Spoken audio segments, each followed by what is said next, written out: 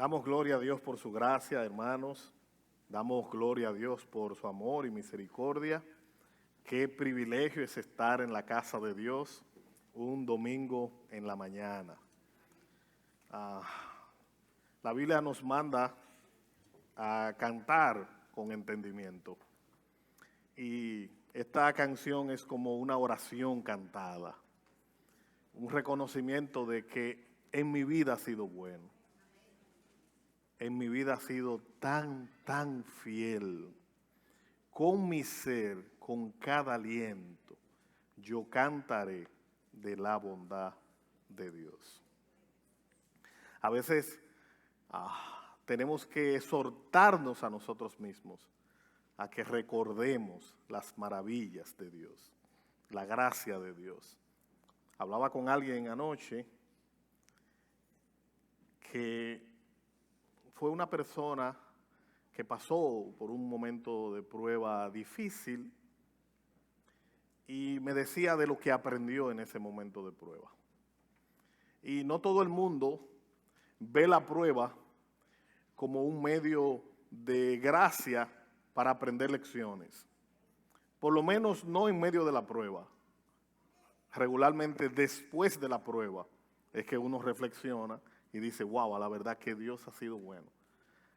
A pesar de que he tenido este tiempo de dificultad, el Señor ha sido bueno, mis hermanos, y tenemos que pedirle a Él que nos ayude. Hoy vamos a entrar al capítulo 2 de la carta a los Efesios. Hemos estado ya por más de 2 meses en el capítulo 1 de Efesios, y hoy vamos a ver la parte 5 de las doctrinas de la gracia. Esta carta a los Efesios está llena de huellas de la gracia de Dios. La palabra doctrina es enseñanza, es instrucción. Y aquí hay una frase que vamos a encontrar en el versículo 4 del capítulo 2 que dice, pero Dios. Es una frase tan extraordinaria, tan gloriosa. Ese pero es una conjunción adversativa. Es como, te digo algo, pero, y ahora te muestro un camino diferente, una idea diferente. Y ese texto es tan hermoso, por siglos, gente de Dios ha predicado de este pasaje. El doctor Martin Lloyd-Jones dedicó varios sermones solo a esa frase, pero Dios. A esa sola frase, pero Dios, le dedicó varios sermones. Y hoy vamos a hablar de la gracia que nos dio vida en Cristo. Y sabe que, hermanos, hay pocas cosas más impactantes que ver algo que parecía muerto, que de repente cobra vida. Por ejemplo, un corazón que estaba paralizado y que de repente empieza a latir de nuevo. Un paciente que estaba en coma y después de un tiempo abre los ojos. Una relación que parecía muerta y de repente vuelve a la vida. Y cuando esto sucede, mis hermanos, cuando un corazón que estaba parado empieza a latir, la gente no dice, wow, qué bien lo hizo el enfermo. No, la gente mira al médico, al que le dio los primeros auxilios. La gente mira al poder externo que ayudó a esta persona. Nadie felicita al que no tenía vida. Toda la atención se dirige hacia el poder que obró. Ese poder que produjo vida donde había muerte. Y eso es lo que nosotros veremos en nuestro texto de hoy. Después de hablar acerca del incomparable poder que resucitó a Jesús de entre los muertos, recuerde que ya al final del capítulo 1, el apóstol Pablo está orando por los hermanos de Éfeso y en medio de su oración, él ora para que ellos comprendan, que entiendan el poder que está obrando en ellos. Y dice que ese mismo poder que está obrando en ellos es el poder que resucitó a Jesús de entre los muertos. Después del hablar de ese incomparable poder de Dios, ahora nos muestra cómo ese poder actúa en nosotros. Primero dijo, ese poder que resucitó a Cristo entre los muertos actúa en nosotros. Ahora en el capítulo 2, Él va a explicarnos de qué manera ese poder actúa en nosotros. Así que con eso en mente, mis hermanos, vayamos a Efesios capítulo 2, versículos del 1 al 5. Y dice así la palabra de Dios. Y Él les dio vida a ustedes que estaban muertos en sus delitos y pecados, en los cuales anduvieron en otro tiempo, según la corriente de este mundo, conforme al príncipe de la potestad del aire, el espíritu que ahora opera en los hijos de desobediencia. En ellos también todos nosotros en otro tiempo vivíamos en las pasiones de nuestra carne, satisfaciendo los deseos de la carne y de la mente, y éramos por naturaleza hijos de ira, lo mismo que los demás. Aquí viene lo hermoso. Pero Dios, que es rico en misericordia, por causa del gran amor con que nos amó, aun cuando estábamos muertos en nuestros delitos, nos dio vida juntamente con Cristo. Por gracia ustedes han sido salvados. La Biblia hay que leerla en oración y pedir a Dios que mientras leemos la Biblia, que Él abra nuestro entendimiento y que nos permita ver la belleza de su gracia en su palabra. Esto hay que leerlo de nuevo, usted me perdona, hermano. Versículo 4. Pero Dios, que es rico en misericordia, por causa del gran amor con que nos amó, aun cuando estábamos muertos en nuestros delitos, nos dio vida juntamente con Cristo. Por gracia ustedes han sido salvados. Hermanos, aquí no vemos a un hombre herido pidiendo ayuda. Aquí no vemos a una persona que está enferma pidiendo mejorar. No, no, no. Nuestro texto usa un lenguaje más fuerte. Nuestro texto dice que estábamos muertos en nuestros delitos y pecados. De hecho, mis dos analogías favoritas que hablan acerca de la obra que hace Dios en el corazón del pecador para traerlo a Cristo son resurrección y nuevo nacimiento. La Biblia dice que nosotros nacimos de nuevo cuando venimos a Cristo en arrepentimiento y fe. Y la Biblia dice que nosotros resucitamos. Y el lenguaje que usa es que estábamos muertos, sin capacidad de producir vida en nosotros, sin esperanza. Eso fuera de la intervención de Dios no había esperanza. Y precisamente allí, hermanos, es donde brilla la gracia de Dios con más fuerza. ¿Qué hace un muerto para resucitar? Nada. ¿Qué aportó Lázaro cuando Cristo lo resucitó? ¿Qué aportó? Nada. Estaba muerto. ¿Qué aportó un niño para nacer? Nada. Papá y mamá lo conciben. Él empieza en un proceso, se desarrolla y nace. Hermanos, ahí es donde la gracia de Dios brilla de manera más fuerte. Porque cuando no podíamos hacer nada para nosotros salvarnos, el Señor actuó. Cuando estábamos muertos, Él nos dio vida. Y esa es la gloria del Evangelio. Esa es la gloria del llamado de Cristo a sus hijos. Así que, hermanos, hoy queremos básicamente ver tres cosas.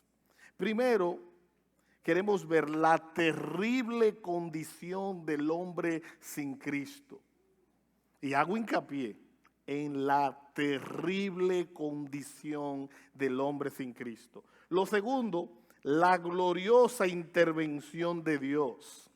Y lo tercero, la maravillosa salvación en Cristo. Así que veamos en primer lugar, hermanos, la terrible condición del hombre sin Cristo. La terrible condición del hombre.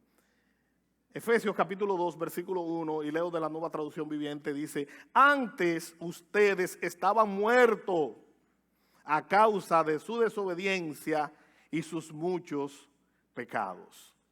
Note usted el lenguaje que usa la Biblia. Dice que estábamos muertos. Muertos en nuestros delitos y pecados. Nuestro texto comienza describiendo la realidad del ser humano sin Cristo, y la descripción no pudiera ser más seria. No dice que éramos débiles, no dice que estábamos confundidos, no dice que estábamos necesitados de inspiración espiritual, porque a veces cuando vamos a evangelizar a alguien que no tiene a Cristo, se nos olvida que estamos hablando con un muerto. Y nosotros creemos que estamos hablando con alguien que lo único que necesita es inspiración. Y a veces creemos que nuestras palabras persuasivas lo van a convencer. No, está muerto. Yo le dije a ustedes lo que le hizo un profesor de predicación a sus estudiantes. Los llevó a un cementerio y le dijo: elijan una tumba y predíquenle. Y ellos miraron al profesor como raro. ¿Y qué clase de petición es esta? Elijan una tumba y empiecen a predicarle. Y cuando ellos lo hicieron, no hubo respuesta. Y el profesor le dijo: eso es lo que ustedes van a hacer cada vez que prediquen el evangelio. Le van a predicar a gente muerta a ver si Dios los resucita. No es que simplemente estaban confundidos. No es que simplemente estaban débiles. No es que simplemente necesitaban inspiración espiritual. Es que están muertos, y si Dios no los resucita, no pueden ver la luz del evangelio. Estoy hablando en lenguaje figurado. Muertos espiritualmente, ciegos a la verdad de Dios, no pueden verlo. Por eso cuando usted vaya a evangelizar a alguien, tiene que orar para que Dios pueda abrir sus ojos, para que Dios pueda resucitarlos. Porque una persona que no tiene a Cristo no puede ver lo que tú ves. Y a veces nos enojamos. Y a veces hasta nos ofendemos. Pero es que no pueden ver. Dios usará tus palabras para traer vida donde hay muerte. Pero acuérdate que es una obra de Dios en ese corazón. El texto dice que estábamos muertos espiritual. Y la muerte espiritual es separación de Dios. Eso es muerte espiritual, separación de Dios. Habla de incapacidad, habla de corrupción, habla de que no hay forma de que ese ser humano pueda por su propia iniciativa buscar a Dios, al menos que él no haga una obra de gracia. El hombre natural puede estar físicamente vivo, intelectualmente activo, religiosamente involucrado, pero estar muerto espiritualmente. Sí, mis hermanos. Hay personas que pueden estar intelectualmente activas, que pueden estar religiosamente involucrados. Sí, hay gente que puede estar dentro de la iglesia, involucrado en ministerios y estar espiritualmente muertos. ¿Por qué? Porque la vida espiritual la da el arrepentimiento y la fe en Cristo. Eso da vida espiritual. Lo que produce vida en un corazón es el arrepentimiento. Es la obra de Cristo en el corazón que lo lleva a arrepentirse. Esto significa, hermanos, que esa persona que está muerta espiritualmente no puede amar a Dios verdaderamente. No puede buscar verdaderamente a Dios. No se somete verdaderamente a Dios. Mira cómo el Salmo 14 describe la condición del hombre. Y luego el apóstol Pablo lo cita más adelante en la carta a los Romanos. Salmo 14, versos 2 y 3 dice: el Señor ha mirado desde los cielos sobre los hijos de los hombres para ver si hay alguien que entienda, alguien que busque a Dios. pero todos se han desviado, a una se han corrompido, no hay quien haga el bien, no hay ni siquiera uno. Y ahí es que entendemos las palabras de Pablo cuando, inspirados por el Espíritu Santo, dice que no hay justo ni aun uno, que no hay quien entienda, que no hay bueno, que todos se han descarriado, que a unas se hicieron inútiles. Y ahí viene el pero Dios actúa dándole vida a aquel que está muerto, mis hermanos. Efesios capítulo 2, versículo 1. Describe la condición del ser humano. Ustedes estaban muertos a causa de su desobediencia y sus muchos pecados. Edwin Palmer lo describe de la siguiente manera. Él dice, el hombre natural no solamente hace el mal, sino que también es incapaz de producir verdadera vida espiritual por sí mismo. El hombre natural no puede producir vida espiritual por su propia iniciativa. Él está muerto espiritualmente. Él necesita una fuerza de choque, algo que lo empuje.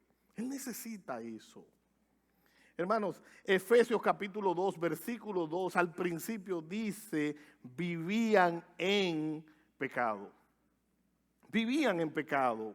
El pecado no era algo que nosotros hacíamos ocasionalmente. El pecado era la esfera donde vivíamos. Y mira las palabras del doctor Sproul, son bien gráficas. Él dice, no somos pecadores porque pecamos, sino que pecamos porque somos pecadores. Esa frase es muy profunda. Lo que él está diciendo, que tú y yo no somos pecadores porque cometemos pecado. Cometemos pecados porque somos pecadores.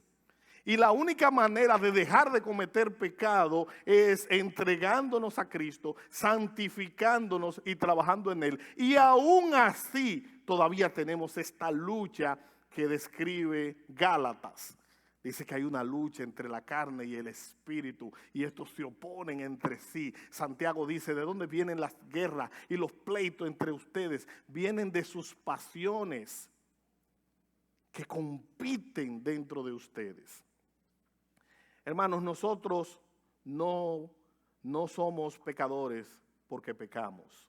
Al revés, pecamos porque somos pecadores. Lo que hace un pez es nadar, lo que hace un ave es volar, lo que hace un pecador es pecar, a menos que la gracia de Dios intervenga, a menos que Dios en su misericordia nos atraiga a Él. Nuestro texto ahora va un poco más lejos. Dice que estábamos muertos espiritualmente, pero que esa muerte estaba siendo influenciada por el mundo. Y cuando la palabra de Dios usa, o cuando se habla de mundo en la palabra de Dios, se habla de un sistema que es contrario a Dios. Mira lo que dice el texto. Efesios capítulo 2, versículo 1 y 2. A ustedes les dio vida cuando aún estaban muertos en sus delitos y pecados, los cuales en otro tiempo practicaron, pues vivían de acuerdo a la corriente de este mundo. Dice que vivíamos de acuerdo a la corriente de este mundo. Vivimos en una cultura que normaliza el pecado. Señores, la cultura en la que vivimos hoy normaliza el pecado. Yo recuerdo escuchar al pastor Miguel Núñez describir cómo se vestía la gente hace 100 años atrás. Lo escandaloso que era ver un tobillo de una mujer. Eso era escandaloso. Ver un tobillo. ¡Wow! Le vi el tobillo. Uf, le daba calor. Ahora no se le deja nada a la imaginación. No se le deja nada a la imaginación. Antes era escandaloso, hace 100 años atrás, era escandaloso ver un tobillo. Yo recuerdo una frase del pastor José Lo Mercado que me dejó pensando. Él decía, si ver algo muy sensual y muy provocativo, no produce nada en ti, es probable que te estés exponiendo a algo más grande. Lo voy a repetir.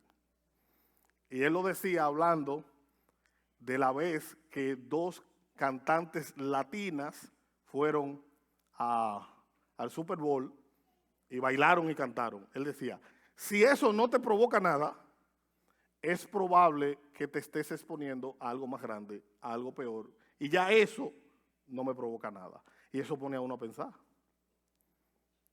Se ha normalizado el pecado. Se ha normalizado la sensualidad. Aquellas cosas que antes nos parecían escandalosas, porque nos parecían provocativas, se han normalizado. Aquellas palabras que nos parecían ofensivas, aquellos chistes que nos parecían subidos de tono y que nos provocaban como incomodidad, se han normalizado. Hermanos, vivimos en una cultura que ha normalizado el pecado, celebra la rebeldía, minimiza la santidad. Y todo esto influenciado por Satanás. La muerte es algo que se veía antes con pavor, pero hemos ido perdiendo sensibilidad. Yo recuerdo que cuando estaba creciendo, había una revista muy grotesca que le llamaban la revista El Suceso. Eso era grotesco. Imágenes horribles de accidentes. Eso era una cosa increíble y provocaba. Hoy en día, si usted oye en la noticia que se cayó un avión y se murieron 200 personas, la mayoría de las veces decimos, ay, qué pena. ¿Y qué hay para cenar esta noche? O sea, es como si la sensibilidad la hubiéramos ido, si no era un dominicano o un guatemalteco o un colombiano, si no era de Sánchez el que se murió, como que, ¿y qué hay para cenar hoy? Porque como que ya no me afecta ver eso. Y pasa con el pecado. Y nuestra sociedad ha normalizado el pecado. Lo ha normalizado. Y todo esto, la Biblia dice que ha sido influenciado por Satanás. Efesios capítulo 2, versículo 2 dice, conforme al príncipe de la potestad del aire, el espíritu que ahora opera en los hijos de desobediencia. Apunta a una influencia satánica, a ese movimiento que estábamos viendo. Detrás del sistema del mundo está Satanás. El mundo entero opera bajo la influencia satánica de rebelión a Dios. Todo el mundo opera bajo eso. Todo aquel que no está en Cristo opera bajo esas esferas. De nuevo, Efesios capítulo 2, versículo 2, lo leo de la Nueva Traducción Viviente, dice, vivían en pecado, igual que el resto de la gente, de eso, dice, obedeciendo al diablo, y aquí lo aclara bien esta versión.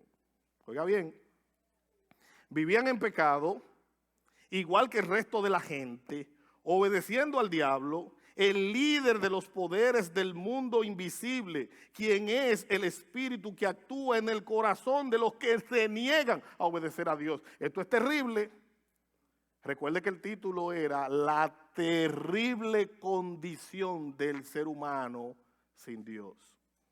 Dice nuestro texto, y leo de nuevo, vivían en pecado, hablando de nosotros antes de venir a Cristo, vivían en pecado igual que el resto de la gente, obedeciendo al diablo, el líder de los poderes del mundo invisible, quien es el espíritu que actúa en el corazón de los que se niegan a obedecer a Dios. Escuche bien, la Biblia enseña que el espíritu que actúa en el corazón de los que se niegan a obedecer a Dios es el espíritu de Satanás. Eso no podemos envolverlo. Había una hermana en la iglesia, cuando yo iba creciendo, que decía, ay, no usen la palabra diablo, porque eso es muy feo. Ella se inventó un nombre para hacerlo más inofensivo. Le decía Chanito. No es diablo, es malo. No vamos a querer suavizarlo, el tipo es peligroso. Y la Biblia dice que aquel que se niega a obedecer a Dios está influenciado por Satanás. Él está allí engañando a la gente para que no pueda ver la gracia de Dios. Primera de Juan, capítulo 5, versículo 19. Sabemos que somos de Dios y que el mundo entero está bajo el poder del maligno. Señores, ¿eso está en la Biblia? El mundo entero, todo el sistema está bajo la influencia del maligno. Pero escucha a Cristo ahora. Juan 8:42. Jesús les dijo, si Dios fuera su Padre, me amarían, porque yo salí de Dios y vine de Él. Pues no he venido por mi propia iniciativa, sino que Él me envió. Pero el versículo 44. Ustedes son de su padre, el diablo, y quieren hacer los deseos de su padre. Esta gente le dicen a Cristo, nosotros somos hijos de Abraham y jamás hemos sido esclavos. No, nunca han sido esclavos. Fueron esclavos de los egipcios, de los persas, de los babilónicos, de los asirios. Estaban siendo esclavos de Roma, fueron esclavos de Grecia. Habían pasado por 8, 9, 10 esclavitudes y le dicen a Cristo, nosotros jamás hemos sido esclavos. En ese momento eran esclavos de Roma. En el momento que dijeron esa palabra, había una ocupación romana en Palestina, pero ellos dicen, hinchados de orgullo, jamás hemos sido esclavos. Nunca. Nosotros somos hijos de Abraham. Y Cristo le dijo, si ustedes fueran hijos de Abraham, las obras de Abraham ustedes hicieran. Ustedes son hijos del diablo porque ustedes hacen las obras del diablo. Palabras fuertes que se las dijo Cristo al oficialismo judío, a los religiosos de ese tiempo, que decían pertenecer a Dios, pero no obraban como Dios les había dicho que lo hagan. Hermano, nuestro texto va más lejos todavía. En el versículo 3 dice, todos vivían así en el pecado, siguiendo los deseos de nuestras pasiones y la inclinación de nuestra naturaleza pecaminosa. Por nuestra propia naturaleza éramos objetos del enojo de Dios, al igual que todos los demás. El texto se va más lejos. Ahora está diciendo que cada uno de nosotros, antes de venir a Cristo, nos muestra la terrible condición del ser humano. El hombre moderno quiere un Dios tolerable, quiere un Dios cool, un Dios heavy. Sí, esa es la idea. Decía el pastor Sugel que la visión de Dios que tiene mucha gente de este tiempo es una mezcla entre el genio de la lámpara de Aladino y un Sigmund Freud cósmico. Esa es la idea. Un Dios con D minúscula que cumple todos mis deseos. Yo trabajaba en un centro de tratamiento en República Dominicana para personas que tenían adicción a sustancias controladas. Y trabajé por 9 años en ese centro. Yo recuerdo que un día fue alguien al centro a predicarle a los estudiantes que estaban allí y él decía, si tú quieres prosperar, ven a Cristo. Si tú quieres una jipeta, ven a Cristo. Si tú quieres, y yo decía, pero yo estoy en Cristo hace años y no tengo jipeta. Entonces, como que no entendía. Porque este hombre le está diciendo a los muchachos que están luchando con una adicción terrible, que si ellos quieren prosperar, que vengan a Cristo. Y yo decía, vean, que ahí será otro Cristo, porque como que el mundo quiere un Dios tolerable, un Dios que no juzgue, un Dios que apruebe todo. Como hay un predicador popular por ahí que él dice que él no le habla de pecado a la gente porque ya la gente tiene demasiadas presiones. La gente tiene demasiados problemas. La gente viene a la iglesia y lo animamos. Sí, queremos animarte a que te arrepientas, a que busques de Dios.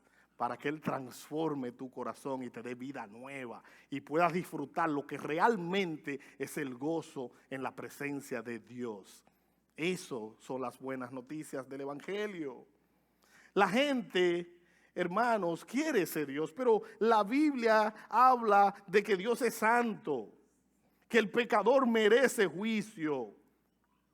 Si nosotros no entendemos esto, jamás vamos a valorar la gracia de Dios. Jamás. Nunca vamos a valorar la gracia de Dios si no entendemos esto. Por gracia, o la gracia de Dios, por la gracia de Dios, nuestro texto no termina en el versículo 3, porque el versículo 3 dice que todos estábamos bajo la influencia del maligno. Pero gracias a Dios que no se termina en el versículo 3. Las dos palabras más gloriosas de este pasaje aparecen en el versículo 4. Y míralo ahí. Pero Dios. El texto te dice la terrible condición del hombre sin Cristo. Está muerto en sus delitos y pecados. Está bajo la condenación, bajo la influencia del maligno. Pero el versículo 4 dice, pero Dios, el hombre estaba muerto, condenado y sin esperanza, pero Dios intervino. Y ahí vemos en segundo lugar, hermano, la gloriosa intervención divina.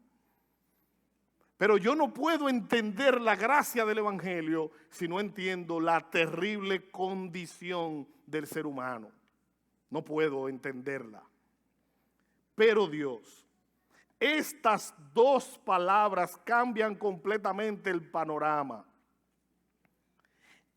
El Evangelio no es una historia acerca del hombre buscando a Dios. Es la historia de Dios descendiendo a buscar al hombre. Desde el primer pecado, Adán pecó y la inclinación de su corazón fue apartarse de Dios. ¿Se escondió? Pero Dios, que rico en misericordia, salió a buscar a Adán. ¿Qué hizo Cristo? Cristo se bajó de su trono y vino al mundo a buscar lo que se había perdido. Él dijo, los sanos no tienen necesidad de médico. Él vino a buscar injustos. Él vino a buscar pecadores. Hay personas que dicen, es que yo estoy demasiado mal. Si usted supiera, es que yo no creo que Dios me aceptaría. Esa es una visión muy pequeña de la gracia de Dios. Él vino a buscar y salvar lo que se había perdido. Él vino a ofrecer vida eterna a pecadores condenados. Él vino a rescatar y a salvar de la muerte a aquellos que estaban lejos. Pero Dios, palabras extraordinarias, hermanos, no fue iniciativa del hombre, fue iniciativa de Dios. No fue el hombre despertando espiritualmente por sí mismo. No, fue el Señor dándole vida. Él cambia nuestros corazones. Efesios capítulo 2 versículo 4 dice, pero Dios que es rico en misericordia. Y esa es la gracia del Evangelio. La misericordia de Dios es más grande que nuestra miseria. Escucha eso. La misericordia de Dios es más grande que tu miseria. La misericordia de Dios es más grande que tu pecado. La misericordia de Dios es más grande que tu desobediencia. La misericordia de Dios es más grande que tu maldad. Lo único que tienes que hacer es venir a Cristo en arrepentimiento y fe. Y te alcanzará la misericordia, la gracia de Dios. Efesios capítulo 2 versículo 4, la segunda parte del versículo 4 dice, por causa del gran amor con que nos amó. Dice, pero Dios que es rico en misericordia. Y luego añade, por causa del gran amor con que nos amó. El Señor no halló algo atractivo en nosotros. No fue que el Señor miró hacia el futuro y vio que iba a haber algo atractivo en ti y en mí. Si hubiera sido eso, no fuera gracia. Él no vio algo atractivo en nosotros. Él nos amó cuando estábamos muertos en nuestros delitos y pecados. Y qué bueno que Él nos amó aún siendo pecadores. Él no nos salvó porque vio potencial en nosotros. Nos salvó porque decidió salvarnos. Mira lo que dice Romanos capítulo 5, versículo 8. Pero Dios, aquí hay otro pero Dios demuestra su amor para con nosotros en que siendo aún pecadores, Cristo murió por nosotros. Él no murió por gente santa. Él murió por gente pecadora que necesitaba su gracia. Pero Dios, que es rico en misericordia, por el gran amor con que nos amó. Y ahí viene el pero de nuevo de Romanos. Pero Dios demuestra su amor para con nosotros en que siendo aún pecadores, Cristo murió por nosotros. Como dice el pastor Otto Sánchez, Dios tomó la iniciativa de acercarse a pecadores rebeldes y hacerlo sus hijos.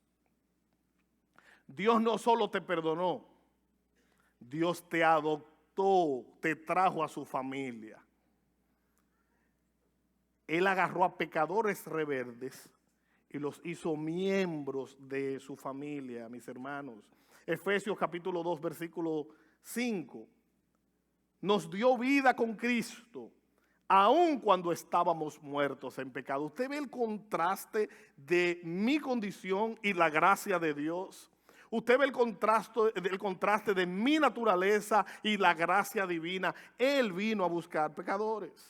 Él vino a salvar pecadores, para hacer de esos pecadores sus hijos, para hacerlo su pueblo, su nación santa. Edwin Palmer de nuevo escribió: un muerto espiritual no puede producir vida espiritual. Necesita que Dios lo resucite. Así que, hermanos, habiendo visto la terrible condición del hombre sin Dios y habiendo visto la gloriosa intervención divina, veamos ahora la maravillosa salvación en Cristo.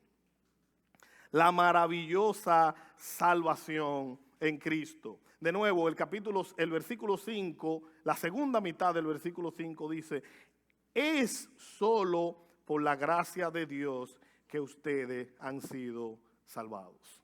Es solo por la gracia de Dios que ustedes han sido salvados. Y eso nos recuerda a las 5 solas de la Reforma.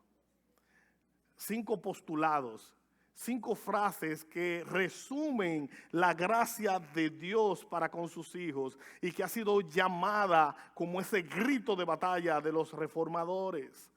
Sola escritura, sola fe, sola escritura, solo Cristo, sola gracia, sola fe y solo a Dios sea la gloria. Esas 5 frases resumen la gracia de Dios en el Evangelio. Solo escritura, solo a través de la Biblia Dios se da a conocer a los seres humanos. Solo a través de Cristo tenemos salvación.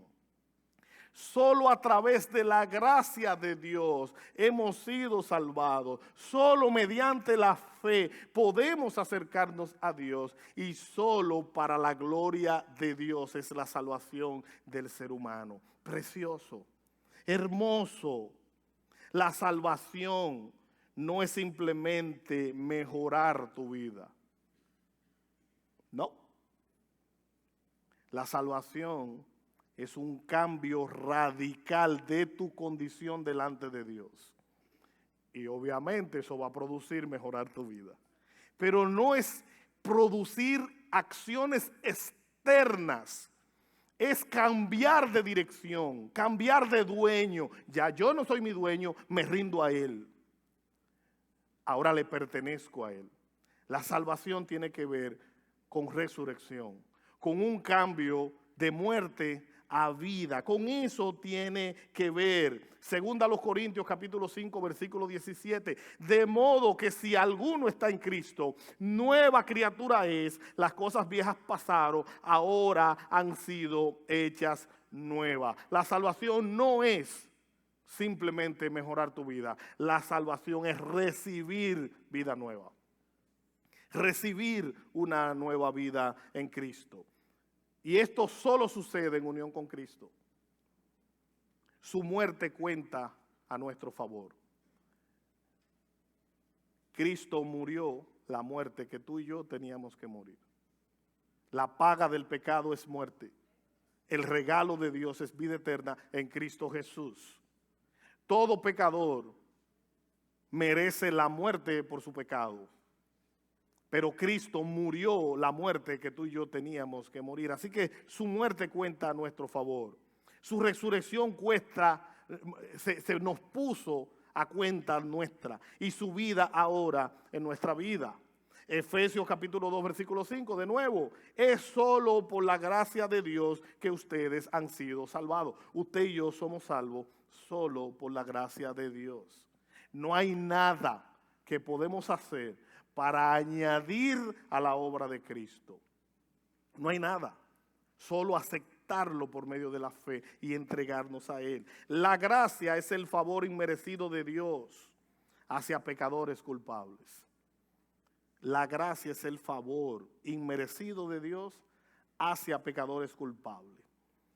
El Catecismo de la Nueva Ciudad, en la pregunta 1, dice, ¿cuál es la única esperanza en la vida y en la muerte?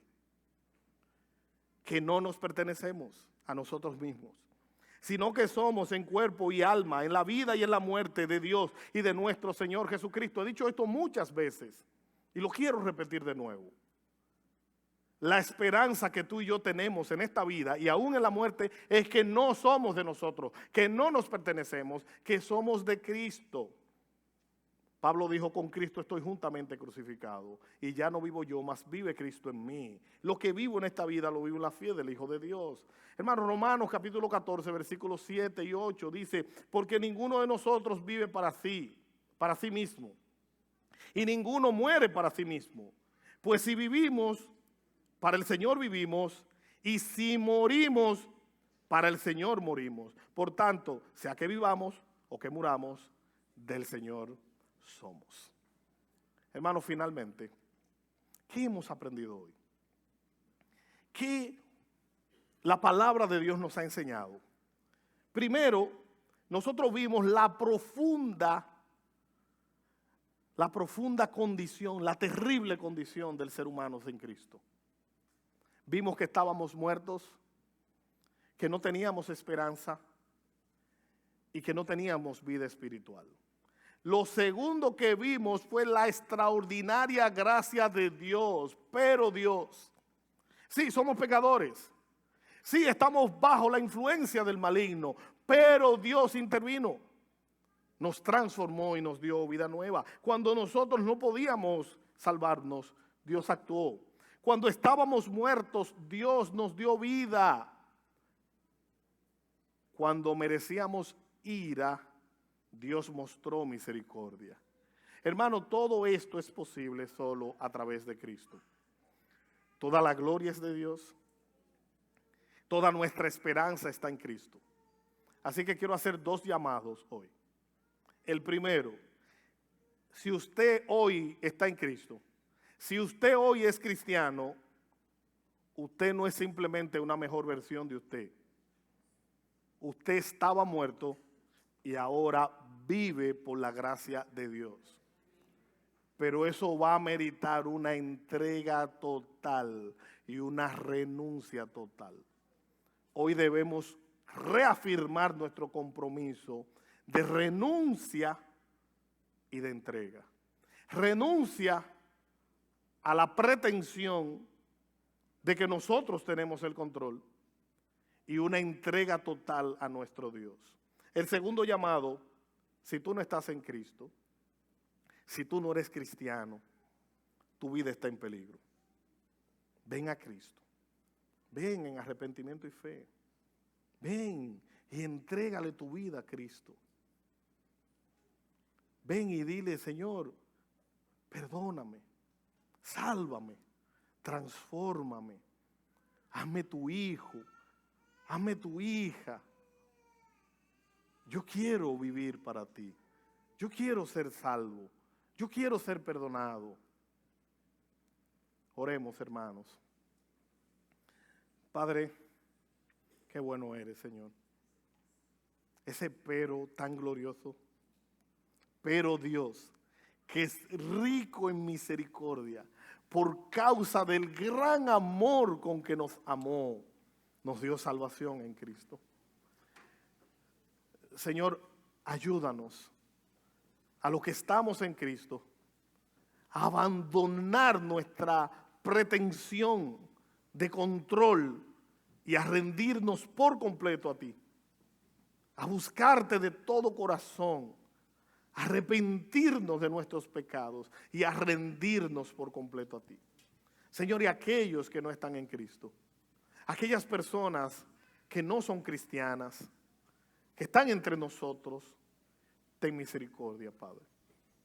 Abre sus oídos, abre sus corazones, despiértalos a tu gracia, resucítalos, vivifícalos. Padre, ten piedad y misericordia de aquellos que todavía no están en Cristo.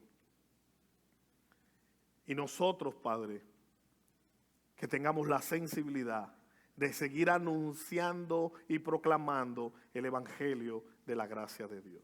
Padre, rogamos esto en el nombre de Jesús. Amén y amén.